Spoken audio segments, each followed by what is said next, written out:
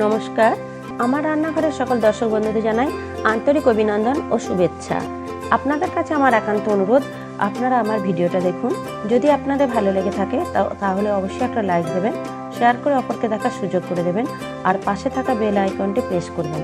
তাহলে আমার নতুন ভিডিও আপলোড করার সাথে সাথে তার নোটিফিকেশন আপনারা পেয়ে যাবেন।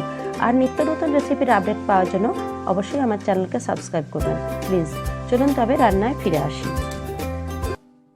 আজ আমি আপনাদের কাছে কাতলা মাছের একটা ভীষণই টেস্টি এবং জনপ্রিয় রেসিপি নিয়ে এলাম, কাতলা ভাপা। অনেকেই এই রান্নাটা খেতে চান না, মাছটে গন্ধ লাগবে ভেবে, কিন্তু আমি যেভাবে রান্নাটা করেছি আপনারা ট্রাই করে দেখুন, কোনো রকম আষ্টে গন্ধ লাগবে না, এটা আমি বলতে পারি। আর এই কাতলা ভাপা বানানোর জন্য আমি 5 পিস কাতলা মাছের টুকরো নিয়েছি। এছাড়া আমি নিলাম একটা পেঁয়াজ কুচি, এখানে প্রায় 2 টেবিল চামচ পোস্ত বেটে নিয়েছি, এখানে 2 টেবিল চামচ কালো সর্ষে বেটে নিয়েছি, এখানে নিয়েছি প্রায় 1 টেবিল চামচ টক দই, এখানে 1 টেবিল চামচ আদা বাটা আর 1 টেবিল চামচ রসুন বাটা, এখানে 1 টেবিল চামচ হলুদ গুঁড়ো, 1 টেবিল চামচ কাশ্মীরি লঙ্কা গুঁড়ো, এখানে একটা টমেটো কুচি নিয়েছি, এখানে 1 টেবিল চামচ পাতিলেবুর রস নিয়েছি, আর এখানে 4টে কাঁচা লঙ্কা কুচি করে নিয়েছি। এছাড়া নুন আর সর্ষের তেলে আমি রান্নাটা করব। প্রথমে আমি একটা ননস্টিক প্যানে 2 টেবিল চামচ সর্ষের তেল দিয়েছি। আমি প্রথমে একটু মশলা কষিয়ে নেব। আর গরম তেলের মধ্যে পেঁয়াজটা প্রথমে আমি দিয়ে দিলাম,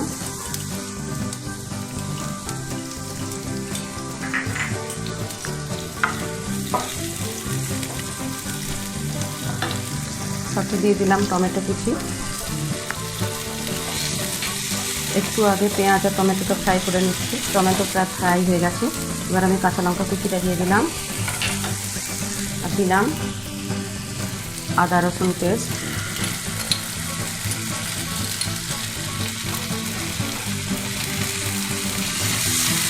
সাথে সাথে দিয়ে দিলাম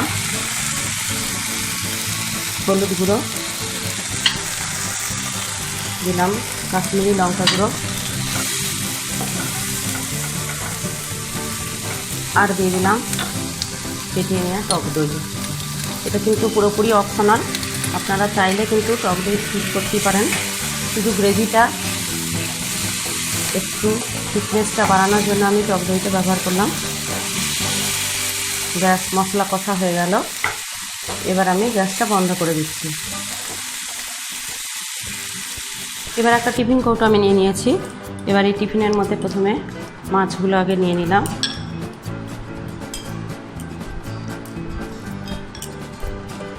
এবার এই মাছের মধ্যে একে একে প্রথমে সর্ষে বাটা দিয়ে দিলাম। আমি কালো সর্ষে বাটা নিয়েছি, আপনারা চাইলে সাদা সর্ষেও নিতে পারেন। পোস্ত বাটা দিয়ে দিলাম,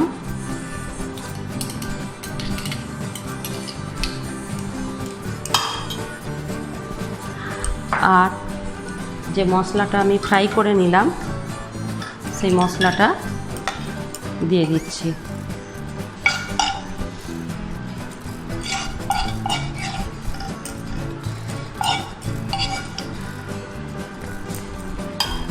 খুব সামান্য পরিমাণ আমি জল মিশিয়ে নিচ্ছি। আমি মশলার জায়গাটা ধুয়ে একটু সামান্য জল দিয়ে দিলাম। আমি একটু জল মিশিয়ে নিয়েছি। এবার আমি প্রয়োজন মতো নুনটা দিয়ে দিলাম, আর পাতিলেবুর রসটা দিয়ে দিলাম, দিয়ে খুব ভালোভাবে মিশিয়ে নিয়ে আমি ঢাকনাটা বন্ধ করে দেব। আর একটু উপরে সর্ষের তেল ছড়িয়ে দিচ্ছি।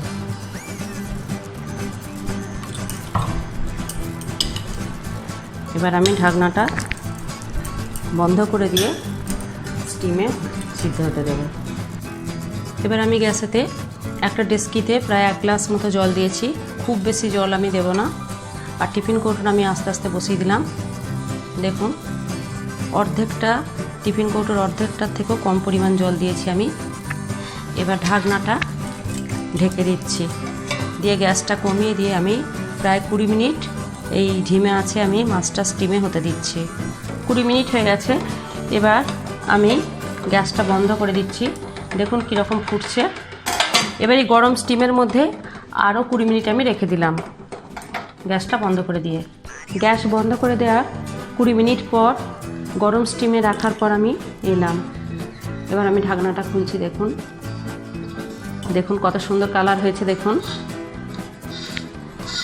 অপূর্ব সুন্দর একটা সুগন্ধ উঠছে। দেখুন এবার আমি গরম গরম পরিবেশন করছি। কত সহজে কত সুন্দরভাবে এই রেসিপি বানিয়ে ফেলা যায় আপনারা দেখতেই পেলেন।